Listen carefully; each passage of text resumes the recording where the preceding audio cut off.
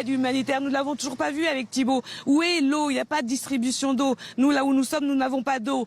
Il n'y a pas de vivres. Nous avons été un petit peu plus haut. Nous avons vu des Mahorais, des Comoriens qui sont réfugiés dans des écoles. On a vu un bébé de 7 mois en état totalement d'asthénie, sans eau, sans lait. Il a fallu qu'on prévienne parce qu'il y a plein d'enfants comme ça.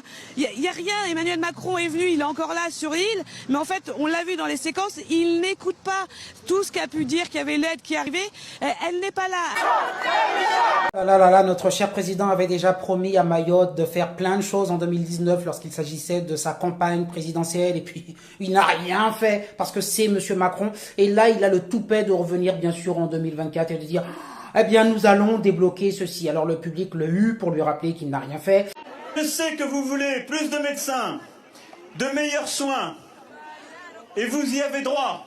Je suis à Mayotte depuis plus de 30 ans. Et ce que je vois là, c'est affolant. Je veux dire qu'on parle d'aide. Il y a des gens qui sont dans des situations qui sont vraiment délicates. Les gens n'ont pas d'eau, les gens n'ont pas de quoi manger, les gens m'ont dit des matelas et des tôles, des mamans. Et là où je suis, à Magicavo, là où je circule ici, dans Kawéni, etc., je ne vois pas cette aide qui est acheminée.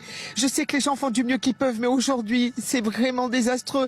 Et même la salubrité est en cause. Les poubelles ne sont pas ramassées. On craint pour d'autres épidémies.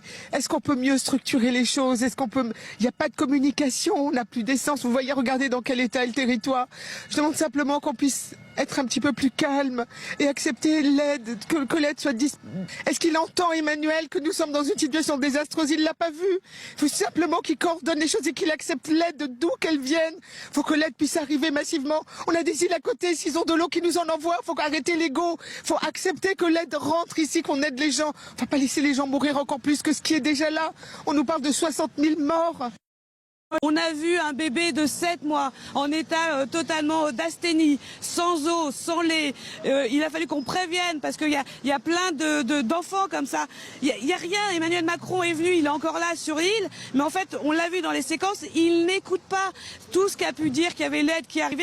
Elle n'est pas là. Avec Thibault Marcheteau, nous étions à La Réunion, nous avons assisté au chargement dans l'A400M. On nous a dit qu'il y avait des rotations de 4 à 5 avions, mais il fallait pas qu'il y ait trop d'aide qui arrive tout d'un coup parce qu'il y aurait un engorgement et puis après on ne saurait pas comment la distribuer.